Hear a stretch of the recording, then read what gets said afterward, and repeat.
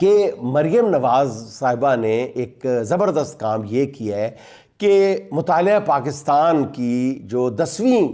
جماعت کی کتاب ہے مطالعہ پاکستان کی، اس میں ایک نیا باب شامل کروا دیا ہے تصویر کے لیے، صرف اپنے نام کے لیے،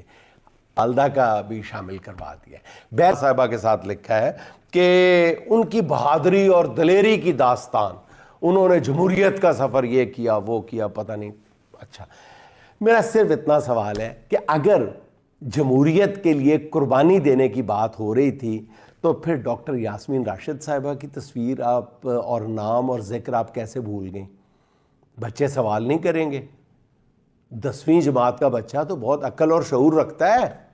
یہاں تو 5ویں جماعت کا بچہ آپ سے سوال کر رہا ہے کہ آپ نے الیکشن چوری کر لیا، تو جب 10ویں جماعت کا بچہ